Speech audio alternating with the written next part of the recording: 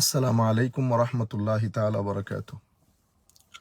দূরের এবং কাছের যারা যেখান থেকে বসে আমাদের সাথে সংযুক্ত হয়েছেন, আমরা সকলের প্রতি আন্তরিক মোবারকবাদ এবং ধন্যবাদ জানাচ্ছি।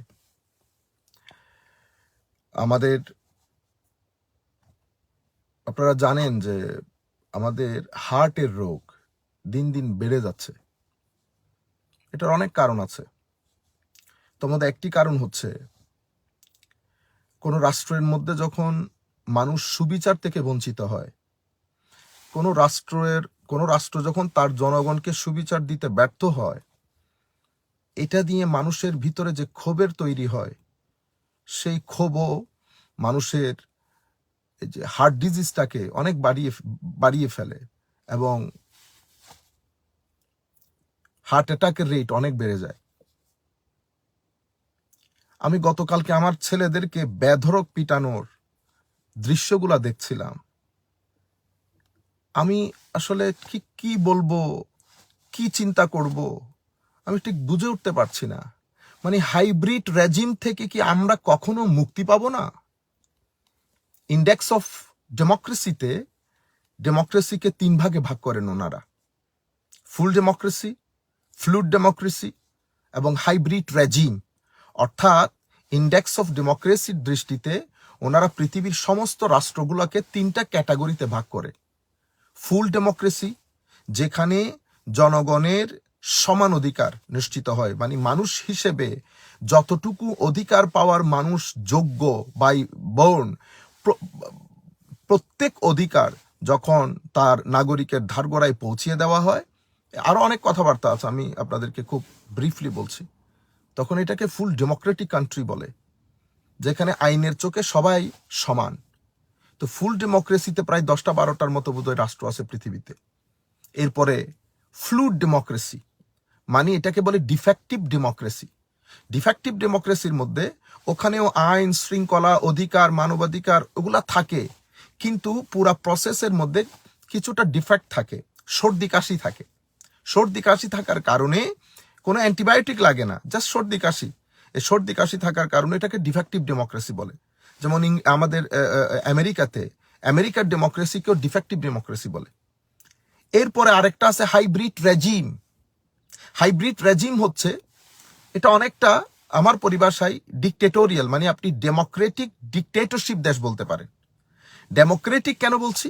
কারণ ওখানে মানুষের চোখে মানুষকে ধোঁকা দেওয়ার জন্য নির্বাচন একটা খেলা হয়, গণতন্ত্র একটা খেলা হয়, তারপরে আইনের সুষ্ঠু প্রয়োগ একটা খেলা হয়। ইনফ্যাক্ট এটা খেলা, এখানে সকল জায়গায় একটা বৈষম্য বিরাজ করে।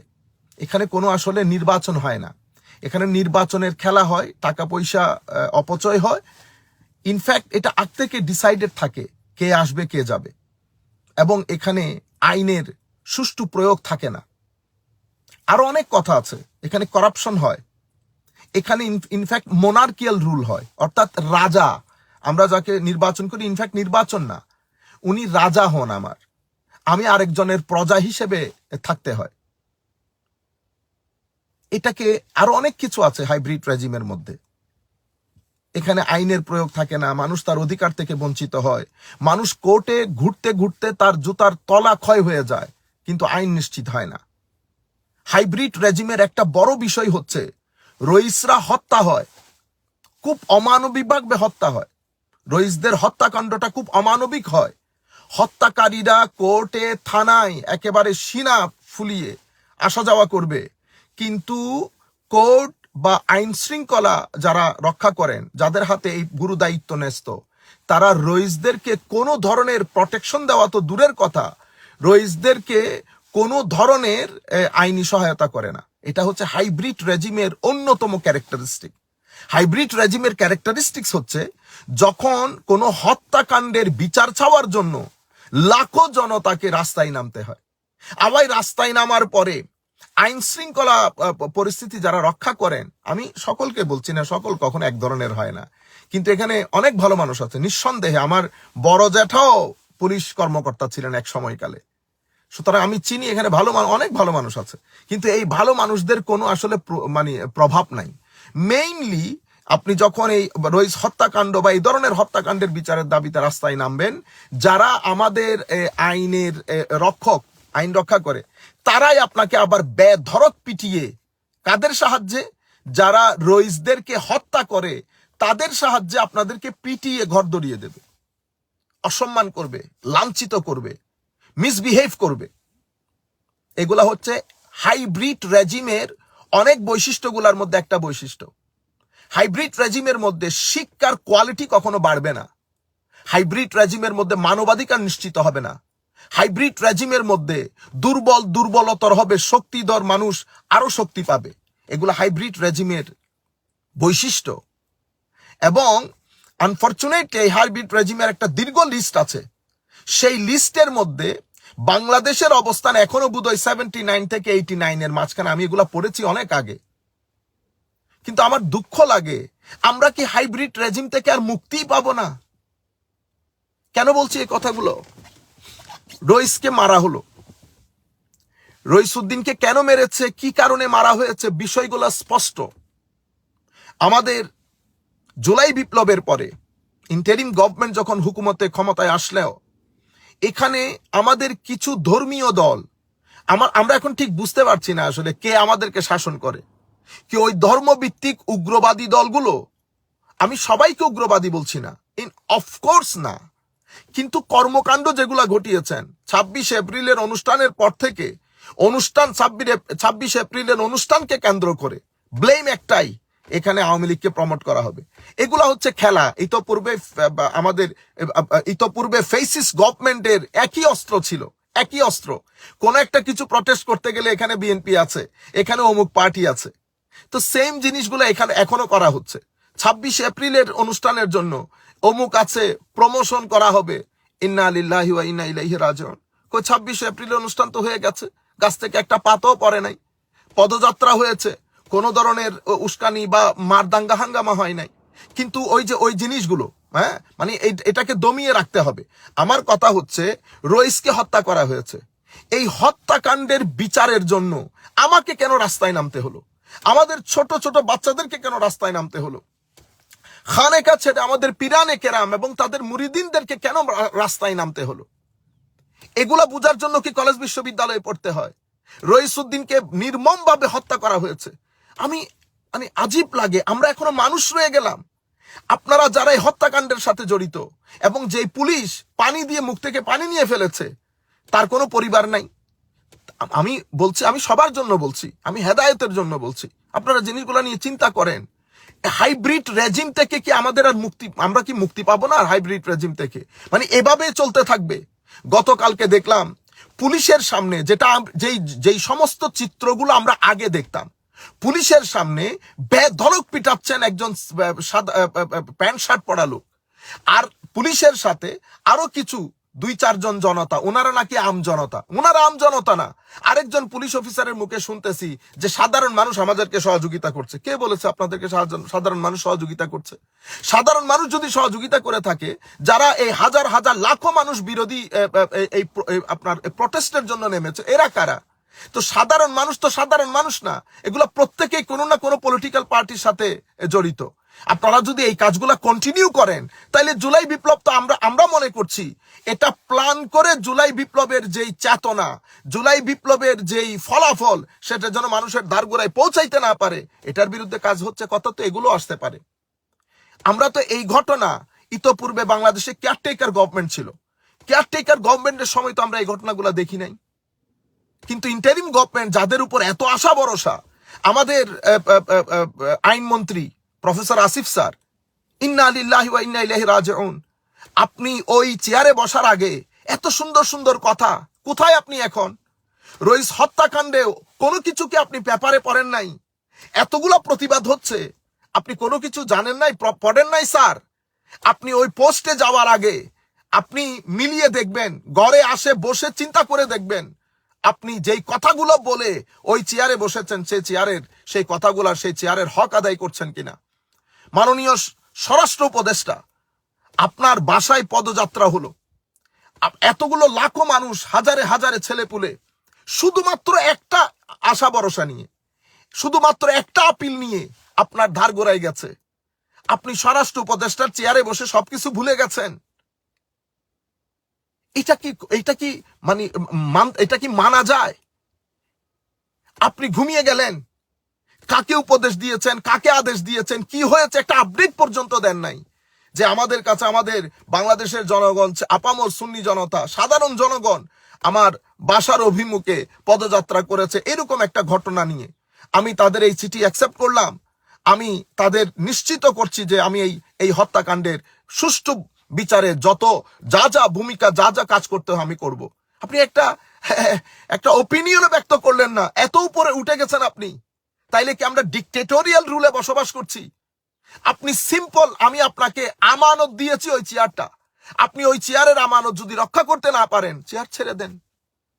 সেই কারণে আমরা ডিক্টেটোরিয়াল রুলই বলি, এটাকে ডিক্টেটোরিয়াল রুল বলে। অর্থাৎ আমি আপনাকে স্যার ডেকে ডেকে আমি আপনাকে দুই হাত নম করে অনুরোধ করতে হচ্ছে, দয়া করে আমার ভাইয়ের বিচার করেন। মাথায় আসে না আপনারা ঘুমান কেমনে? শুধু রইস হত্যা মামলা না, আমরা ইতোপূর্বে যেই সরকার পালিয়েছে সেই সরকারের আমলে যে হত্যাকাণ্ডগুলো ঘটেছে, আমরা সর্বশক্তি দিয়ে প্রত্যেক হত্যাকাণ্ডের জন্য আমরা প্রতিবাদ করেছি। এবং রইস হত্যাকাণ্ডের ব্যাপারেও আমি আমাদের বিভিন্ন মসলকের ভাইদের আমি শুনেছি প্রটেস্ট করতে। সবাইকে আন্তরিক মোবারকবাদ, ধন্যবাদ এবং স্যালুট জানাচ্ছি। কিন্তু আর কতদিন এভাবে কন্টিনিউ করব? আমার ছেলেদেরকে চট্টগ্রামের মধ্যে বেধড়ক পিটানো হয়েছে। এরা ক্রিমিনাল না, এরা কখনো ক্রিমিনাল হবেও না, এরা কখনো মসজিদে জুতা মারামারি করবে না। রয়ে গেল আপনারা বলেন না যে অমুক দলকে সমুক দলকে, সবার কে কি করেছে না করেছে সব স্পষ্ট, আমি সেই দিকে যাচ্ছি না। এর পরবর্তীতে আমাদের সকলের সম্মানিত, এগুলা বলা হয় মানবতার সম্পদ, আলহাজ সুফি মোহাম্মদ মিজানুর রহমান। আমরা যেমন চিনি, সবাই চিনেন, বিশ্ব চিনে আলহাজ সুফি মোহাম্মদ মিজানুর রহমান সাহেব। তার বিরুদ্ধে কেস হয়। এই কারণে আমি বলছি এগুলো হাইব্রিড রেজিম। এখানে ভালো মানুষের কোনো দাম নাই, এখানে সৎ মানুষের কোনো দাম নাই। সুফি মিজান সাহেবের বিরুদ্ধে হত্যা মামলা, চিন্তা করতেও তো লজ্জাবোধ করে। আমাকে অনেকে বলছে নিন্দা জানানোর জন্য, আমি বলেছি এই ধরনের ঘটনাতে নিন্দা জানাতেও নিন্দা হয়। সুতরাং আমি সকলের প্রতি অনুরোধ করব, যারা আমরা কাউকে ছোট করা, কাউকে বড় করা না, হেদায়েতের উদ্দেশ্যে কথাগুলা বলছি, অন্তরের কথাগুলা বলছি। আমরা পরবর্তী প্রজন্ম, আপনারা বলছেন না যে আমাদের ছেলেরা বাইরে চলে যায়, আমাদের ছেলেরা বাইরে যাবে না কেন? ব্রেইন ড্রেইন কেন হবে না? হাইব্রিড রেজিম, যেই সমস্ত রাষ্ট্র হাইব্রিড রেজিম, সেই সমস্ত রাষ্ট্রের ব্রেইন রাষ্ট্র কখনো ধরে রাখতে পারে না। কারণ এটা হয়তো উপরের আমাদের যারা পৃথিবী পরিচালনা করে তাদের একটা, আমি ষড়যন্ত্রই বলবো, তারা আমাদের থার্ড ওয়ার্ল্ড কান্ট্রি থেকে ব্রেইনগুলা ড্রেইন করে নিয়ে যাওয়ার জন্য তারা এই কাজগুলা করে, রাষ্ট্রকে অরাজকপূর্ণ পরিস্থিতির মধ্যে দিয়ে রাখে। সেই কারণে আমাদের ব্রেইনগুলো আস্তে করে চলে যায়। হাইব্রিড রেজিম তাদের ব্রেইনগুলাকে ধরে রাখতে পারে না। আপনি যখন আমাদের উঠতি বয়সের ছেলেরা যারা মেট্রিক পাস করেছে বা করবে, যা ইন্টারমিডিয়েট পড়ছে, তারা যখন রইস হত্যাকাণ্ডের পরবর্তীতে রাষ্ট্রের এই পরিস্থিতি দেখবে, এখানে আমাদের একজন বৈষম্য বিরোধী ছাত্র আন্দোলনের নেতা, তার সাথে যে ঘটনা হয়েছে সেটারও আমরা তীব্র নিন্দা জানাচ্ছি। এটা হওয়ার উচিত না, প্রত্যেককে যার যার কথা বলতে দেওয়া উচিত। কিন্তু আমি আপনাদেরকে বলছি, ভদ্র ছেলে, আমাদের ওই ছেলেটাকে মারার বা আক্রমণ হয়েছে, সাথে সাথে কত কিছু আইনি পদক্ষেপ। আমি বলছি এই ঘটনা প্রত্যেক নাগরিক ভোগ করতে হবে। এই ফ্যাসিলিটিটা প্রত্যেক নাগরিক যখন ভোগ করবে, তখন আমরা হাইব্রিড রেজিম থেকে বের হয়ে আসব। তাইলে বৈষম্য জায়গার মধ্যে রয়ে গেছে।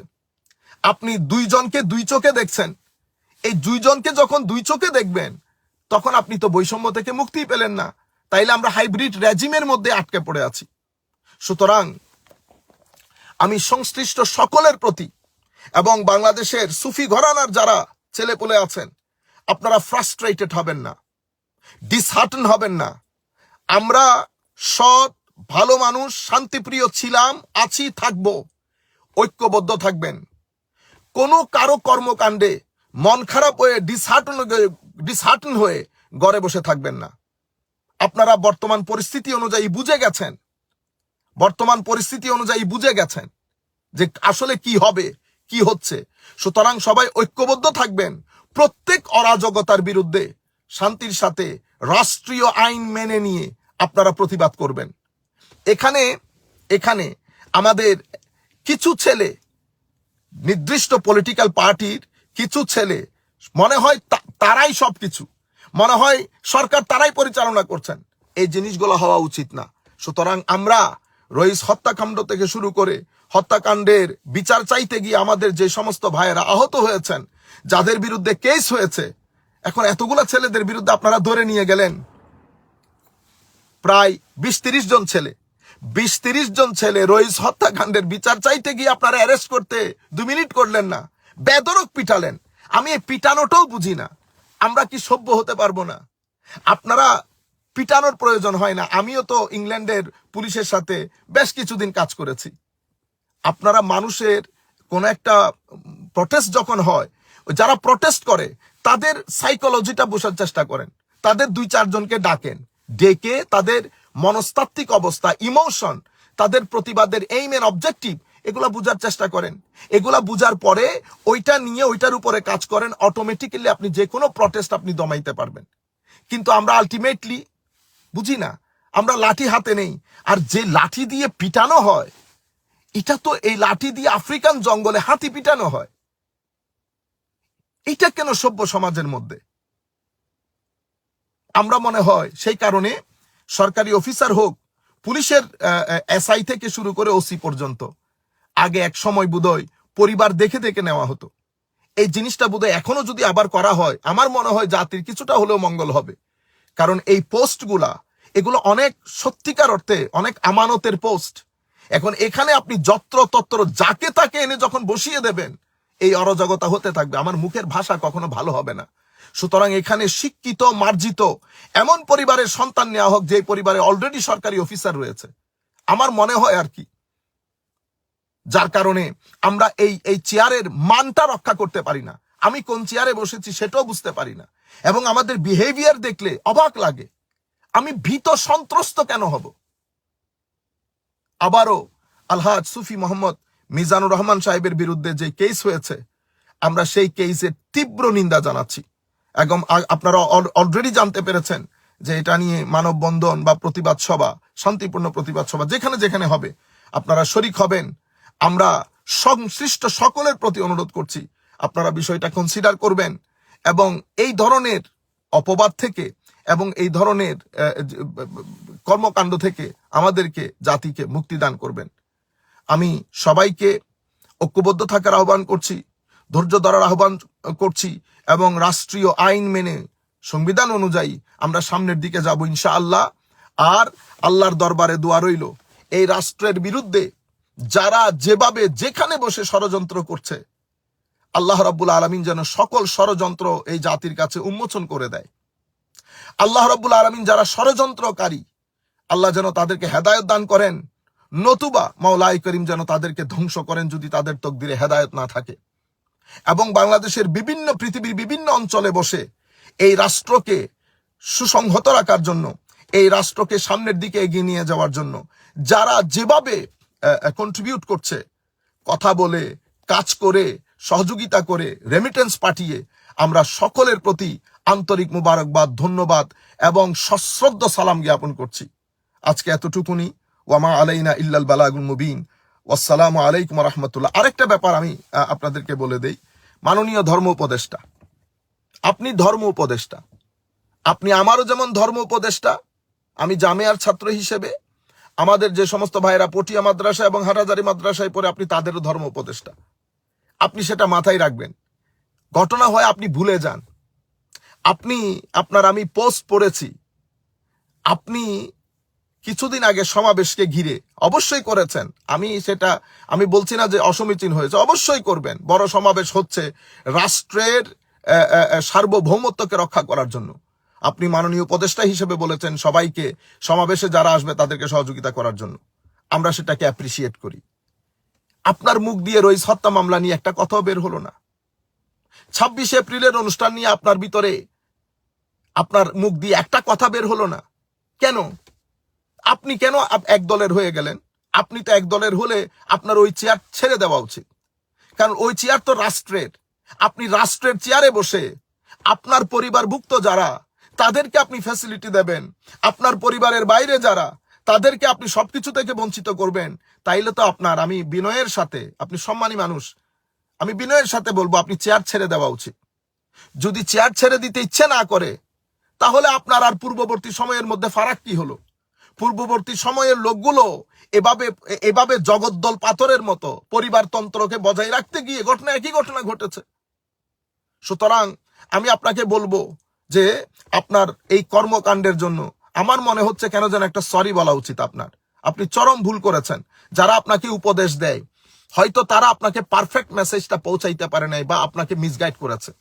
আরেকটা বিষয় হচ্ছে, আমি বলতে কোনো দ্বিধা নাই, বাংলাদেশের সকল রাজনৈতিক দল গতকালকে রইস হত্যা, চট্টগ্রামে যখন রইস হত্যা মামলা প্রটেস্ট হচ্ছিল, একটা ছেলেকে নিয়ে যাওয়া হচ্ছে টেনে হিসড়ে, আরেকজন বলছে তাকে ছেড়ে না দিতে।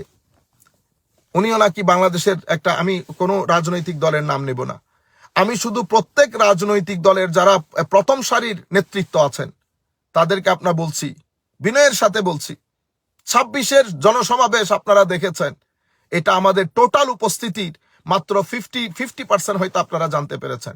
সো এটা একটা বিশাল জনগোষ্ঠী, তরিকতপন্থী, তাসাউফপন্থী। আপনারা যদি ভোটের রাজনীতিতে কিছু একটা করতে চান, তাহলে যারা মাঠে নেমেছে তাদের সাথে সদ্ব্যবহার করেন। আমরা ভোটের রাজনীতিতে এগুলা সবকিছু মাথায় রাখবো। আল্লাহ রাব্বুল আলামিন আমাদের হামি ও নাসির হোক। মাওলাই করিম আমাদের সকলকে বুঝার তৌফিক দান করুন। আসুন আমরা যেই দল করি না কেন, সবাই এক পেজে আসি। কিছু ক্ষেত্রে মানবাধিকার যেন লঙ্ঘন না হয়, কোনো মানুষের অধিকার যেন লঙ্ঘন না হয়, রাষ্ট্রে কোনো মানুষের উপর যেন জুলুম না হয়। মনে রাখবেন, জুলুম করলে কেউ পার পায় না। যেভাবে ফেরাউন পার পায় না, ইয়াজিদ পার পায় নাই, কেউ পার পায় না। এবং গত সরকার তো আপনাদের চোখের সামনে স্পষ্ট প্রমাণ। সুতরাং আমি আপনাদেরকে বলবো, একই ঘটনা পুনরাবৃত্তি করবেন না। এবং বৈষম্য বিরোধী ছাত্র আন্দোলনে যারা নেতৃত্ব দিয়েছেন, আপনাদেরকেও ধন্যবাদ জানাই। অনেক পরে হলেও, এটা অনেক আগে হওয়া উচিত ছিল, অনেক পরে হলেও আপনারা এই রইস হত্যা মামলার বিরুদ্ধে এবং বাংলাদেশে যে প্রটেস্ট হচ্ছে সেই প্রটেস্টের পক্ষে আপনারা মতামত দিয়েছেন। ধন্যবাদ সবাইকে। আল্লাহ রাব্বুল আলামিন সবাইকে ভালো রাখুক। আল্লাহ রাব্বুল আলামিন বাংলাদেশকে শকুনের দৃষ্টি থেকে আল্লাহ হেফাজত করুক। যারা দেশে বসে বিভিন্ন দেশে বসে বাংলাদেশে অরাজকপূর্ণ পরিস্থিতি সৃষ্টি করার জন্য চেষ্টা করছেন, আল্লাহ তাদেরকেও আমাদেরকে রক্ষা করুন। বহির্বিশ্বের এই সমস্ত ফিতনাবাজ শক্তি থেকেও আল্লাহ আমাদের এই জাতিকে রক্ষা করুন। ওয়া মা আলাইনা ইল্লাল বালাগুল মুবিন। আসসালামু আলাইকুম ওয়া রাহমাতুল্লাহি তাআলা ওয়া বারাকাতুহু।